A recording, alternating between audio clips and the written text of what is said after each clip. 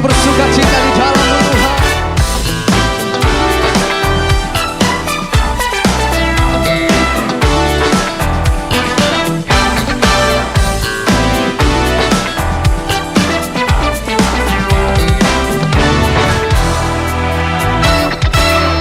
Takkan ku izinkan ketakutan, karena imanku pada Yesus Tuhan. Tak ada alasan tawar hati, karena Yesus ada di sini. Ku percaya firman Tuhan sanggup menghidupkan dan berikan. Shalom jemaat Tuhan, haleluya, apa kabarnya? Puji Tuhan, akhirnya kita boleh berjumpa kembali di small group kita pekan ini. Mari kita akan segera memulai small group kita dan bersatu hati kita akan berdoa. Mari kita berdoa. Bapak, terima kasih untuk kemurahan ini. Kami boleh ada kembali di small group kami, dan small group kami hari ini merupakan sebuah kesempatan bagi kami untuk mengenal dan mengalami Tuhan dan firman-Nya yang begitu dahsyat. Karena itu, sebelum kami mendengar pesan firman Tuhan ini, urapi kami semua di hikmat pengertian, bahkan kami boleh menerima firman dengan roh kami dan kami praktekkan di kehidupan kami. Kami siap dalam nama Tuhan Yesus. Haleluya, amin. Puji nama Tuhan. Saudaraku yang kasih Tuhan, untuk tema small group kita pada pekan ini adalah pembawa kabar busuk. Sama-sama coba katakan sambil tersenyum ya. 2, 3, pembawa kabar busuk. Haleluya. Saudaraku yang kasih Tuhan, pelajaran hari ini merupakan sebuah rangkaian dari pelajaran kita tentang pembawa kabar baik. Tetapi hari ini kita akan secara khusus membahas tentang pembawa kabar busuk. Hidup sebagai orang percaya itu digambarkan seperti seorang pengintai yang dipilih Tuhan untuk melihat janji-janji Tuhan yang luar biasa. Makanya setiap hari kenapa setiap saudara harus berjalan, bekerja, kadang sedang melihat sesuatu yang tidak mungkin. Anda harus berdoa, Tuhan tolong usaha saya Tuhan. Dan Anda sebenarnya sedang jadi pengintai untuk memastikan keajaiban Tuhan terjadi dalam hidup saudara. Setiap hari kita dibawa oleh Tuhan untuk mendengar kabar-kabar yang tidak baik, supaya engkau bisa melihat hal-hal ajaib terjadi dalam hidup saudara. Meskipun kadang-kadang apa yang terjadi, apa yang Anda lihat, apa yang Anda dengar, itu merupakan sebuah gelombang pesan yang mungkin tidak baik. Tapi Tuhan izinkan Anda mendengar dan melihat itu, supaya engkau mengalami mukjizat dahsyat dari Tuhan. Seperti siapa? Murid-murid. Ketika mereka dibawa bersama Tuhan dalam satu perahu, kok mereka diizinkan menghadapi badai ya? Bukankah Tuhan di sisi mereka? Oleh karena itu, sebagai orang yang percaya kepada Tuhan, kalau Anda mendengar ada badai, jangan putus asa, jangan lupakan Tuhan, jangan tinggalkan Tuhan. Karena itu adalah hal yang biasa. Anda sedang dijadikan oleh Tuhan sebagai pengintai, untuk Anda bisa mendemonstrasikan kuasanya, mujizatnya di kehidupan saudara. Tuhan izinkan itu supaya Anda bisa melihat dan merasakan sendiri tentang bagaimana dahsyatnya kuasa Tuhan. Pertanyaannya, apakah kita bisa mengalami mujizat dan keajaiban atau tidak? Dari murid-murid yang percaya kepada Tuhan Yesus itu, ada sekelompok dari mereka memilih untuk percaya Tuhan dan memutuskan membawa kabar baik kepada semua orang sampai akhir hidup mereka. Mereka dianiaya, mereka mengalami hal-hal yang tidak baik, tapi mereka tetap komitmen menjadi pembawa kabar baik. Tapi ada juga di antara mereka yang memilih untuk tidak percaya Tuhan. Omong kosong. Dan mereka menjadi pembawa kabar buruk. Mereka menjadi pembawa kabar duka cita kepada semua orang. Dengarkan, dua pilihan ini ada di tangan saudara. Anda boleh percaya, Anda boleh tidak. Tapi ingat, pilihan itu di tangan saudara. Dan satu hal yang Anda mesti catat dalam kehidupan ini, Tuhan memanggil kita untuk menjadi pembawa kabar baik. Roma 10 ayat 15. Dan bagaimana mereka dapat memberitakannya jika mereka tidak diutus? Seperti ada tertulis, betapa indahnya kedatangan mereka yang membawa kabar baik. Kita dipanggil untuk menjadi pembawa kabar baik. Menurut Tuhan, ini adalah panggilan yang sungguh indah. Kenapa? Karena di dalamnya ada janji Tuhan yang luar biasa. Haleluya. Nah, minggu lalu kita sudah belajar tentang berkatnya orang-orang yang membawa kabar baik. Namun hari ini kita akan belajar sama-sama tentang apa akibat dari pembawa kabar busuk. Nah, kita semua tahu dari 12 pengintai yang diutus Tuhan untuk mengintai tanah perjanjian, mereka telah diutus untuk mengintai. Sebagian dari mereka memutuskan untuk membawa kabar buruk yang mempengaruhi satu bangsa. Apa akibatnya? Kita lihat sama-sama ya.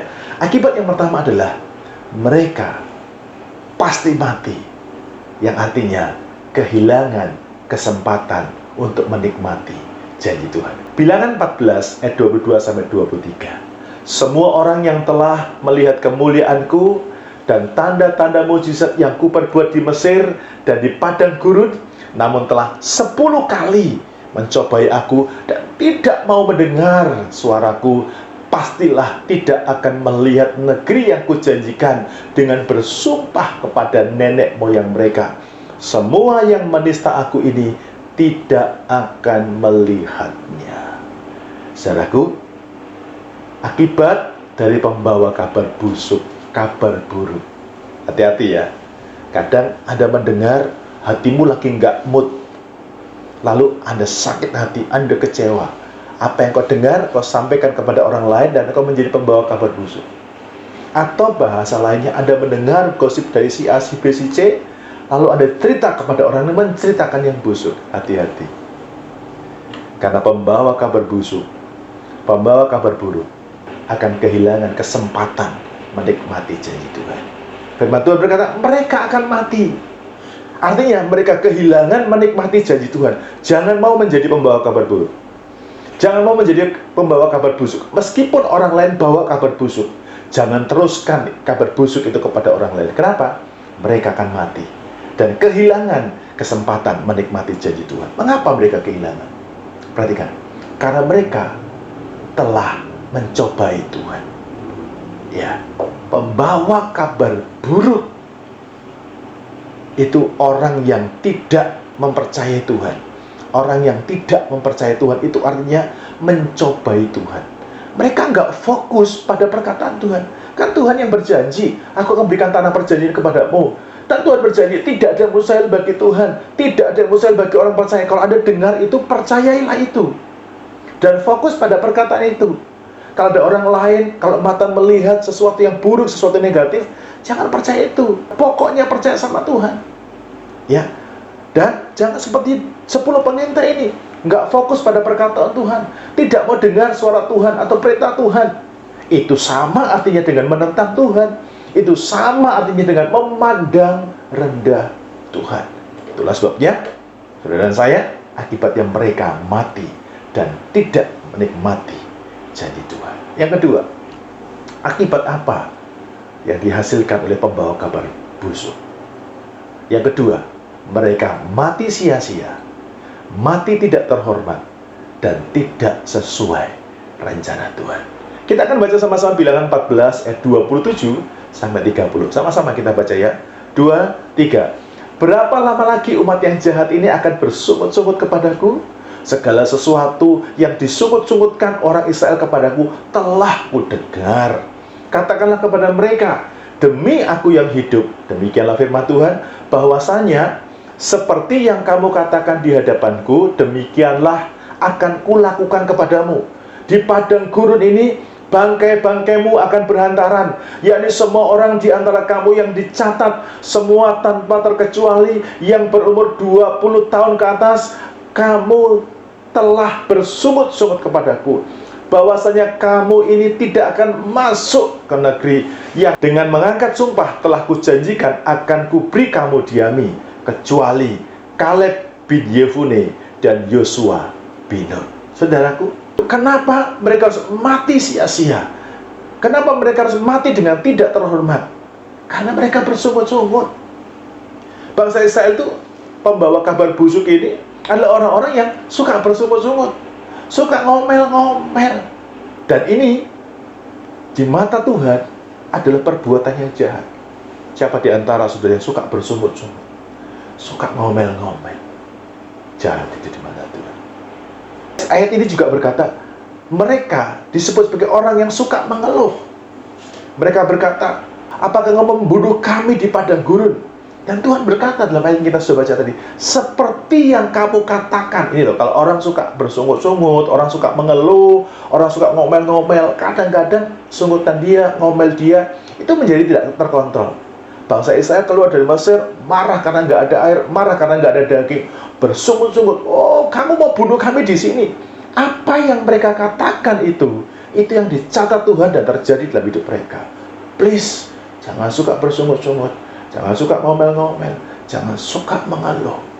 Ingat loh ya, semua keluhanmu itu didengar oleh Tuhan. Nah, sekarang kita lihat yang ketiga, akibat dari pembawa kabar busuk. Yang ketiga, anak-anakmu menanggung akibat dosa. Coba kita lihat Bilangan 14 ayat 31 dan 33. Tentang anak-anakmu yang telah kamu katakan, mereka akan menjadi tawanan, merekalah yang akan kubawa masuk, supaya mereka mengenal negeri yang telah kamu hinakan itu.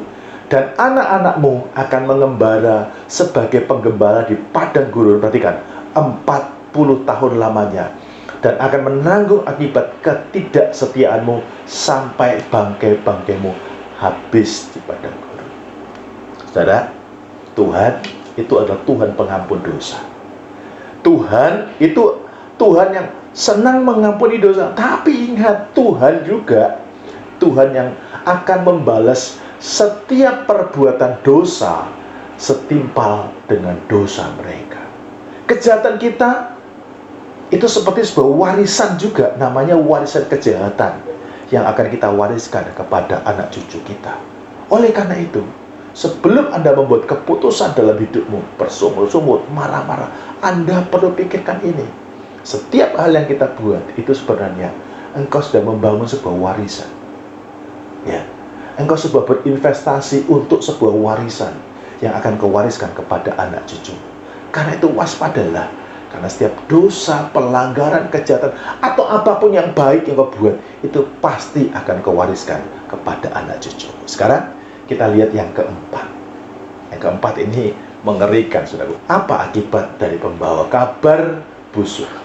Yang keempat, sama-sama dibaca dengan suara keras. 2, 3, mengalami penundaan masa tempuh. Wow, kita baca ya, Bilangan 14 ayat 34. Sesuai dengan jumlah hari yang kamu mengintai negeri itu, yakni 40 hari, satu hari dihitung 1 tahun. Jadi 40 tahun lamanya kamu harus menanggung akibat kesalahanmu, supaya kamu tahu rasanya jika aku berbalik daripadamu. Saudara yang dikasih Tuhan, ingat ya, Tuhan itu bisa memperlambat, Tuhan itu bisa menunda waktu di mana berkat Tuhan harusnya dilepaskan kepada kita. Tapi karena pelanggaran kita yang terjadi. Tapi saya juga yakin Tuhan juga Tuhan yang bisa mempercepat. Katakan sama-sama, Tuhan bisa mempercepat. Amin. Waktu kita menerima berkat Tuhan. Amin. Kenapa saudaraku? Ini nanti, karena pelanggaran, Tuhan itu harus menunda, Tuhan harus memperlambat. Dan ini yang terjadi, karena orang salah, maka Tuhan harus membalaskan kesalahan kita setimpal. Makanya seringkali ada orang yang harusnya diberkati, tapi karena kita bersalah, kita ditunda. Bangsa Israel mengintai 40 hari. Harusnya mereka bisa dipercepat untuk masuk ke tanah perjanjian. Tapi karena mereka memilih untuk bersungut-sungut, mereka ngomel-ngomel, mereka marah, mereka menista Tuhan, maka yang terjadi 40 hari dia kalikan sama dengan 1 tahun, 40 tahun. Wow, 1 hari sama dengan 1 tahun. Jadi kalau 40 hari sama dengan 40 tahun. Ngeri, saudara. Dan penundaan ini terjadi karena seseorang telah memutuskan menjadi pembawa kabar buruk. Ayo, bagi Anda yang sering kali dengar dari orang, lalu cerita yang buruk-buruk. Maaf ini ya, kalau Anda yang suka biasa cerita bergosip, dengar yang buruk, hati-hati. Anda pengen diberkati, tapi berkatmu ditunda. Tapi yang mengerikan dari bangsa Israel kita belajar, orang yang membawa kabar busuk, Tuhan sengaja menunda. Bilang sama-sama, Tuhan sengaja menunda. Amin. Tuhan memperlambat waktu tempuh kita, sehingga kita akhirnya gak bisa nikmati berkat Tuhan. Ini kan konyol, saudara. Ikut Tuhan, melayani Tuhan, dan mereka gak dapat berkat Tuhan. Malah sebagian berkata, aku kecewa, aku tidak mau melayani Tuhan lagi, aku tidak mau beri. Silakan, Anda tidak mau melayani, silakan. Ya, karena apa? Kita ini jadi orang yang suka menjadi pembawa kabar busuk, kabar buruk. Tuhan sengaja menunda waktunya supaya Anda tidak bisa menikmati berkat itu. Pelanggaranmu berakibat fatal. Sekarang yang terakhir, apa akibat dari pembawa kabar busuk? Kita baca sama-sama Bilangan 14 ayat 36 sampai 37. Adapun orang-orang yang telah disuruh Musa untuk mengintai negeri itu, yang sudah pulang dan menyebabkan, perhatikan, dan menyebabkan segenap umat itu bersungut-sungut kepada Musa dengan menyampaikan kabar busuk tentang negeri itu. Perhatikan, orang-orang itu mati kena tulah di hadapan Tuhan. Yang kelima, akibat dari orang yang membawa kabar busuk, dia akan mati kena tulah. Mati kena tulah itu artinya mati kena hukuman, mati sebagai orang yang terhukum. Tulah itu artinya kemalangan yang disebabkan oleh karena kutuk, karena perbuatan yang kurang baik, baik itu terhadap orang tua, orang suci, Tuhan, dan sebagainya. Atau orang yang malang disebabkan oleh karena kutuk, karena perbuatannya melanggar larangan, atau disebut dengan dalam bahasa KBBI walat. Kita pernah dengar kualat, ya, kata kualat itu kena tulah. Nah, orang yang membawa kabar busuk, dia akan mati karena tulah, karena kesalahannya. Betapa ngerinya nasib dari pembawa kabar buruk. Karena itu, mari kita jaga hidup kita. Pastikan kita adalah pembawa kabar baik, bukan pembawa kabar buruk. Amin. Mari kita datang kepada Tuhan. Makasih Tuhan buat pelajaran hari ini. Engkau bawa kami mengerti tentang apa itu pembawa kabar busuk, apa akibatnya. Biarlah pelajaran ini cukup membawa kami mengerti dan memahami akan maksud-Mu. Dalam nama Tuhan Yesus, jadikan semua kami pembawa kabar baik. Haleluya. Amin. Ya, akhirnya kita ada di bagian sharing kita. Pada sharing kita yang pertama adalah apa berkat yang sudah dapatkan dari pelajaran hari ini. Ayo sharingkan ya. Pastikan setiap Anda tidak menjadi pembawa kabar buruk atau kabar busuk. Jadilah pembawa kabar baik. Jaga cara hidupmu, jaga prinsipmu. Oke, bagikan. Dan tak lupa yang kedua, apa komitmenmu setelah ini. Ya, karena keputusanmu menjadi pembawa kabar baik atau pembawa kabar busuk akan berakibat dalam hidupmu dan anak-anakmu. Sampai di sini pelajaran hari ini. Saya ucapkan selamat membagikan kasih Tuhan. Tuhan Yesus berkati dan sampai jumpa. Shalom, shalom, shalom.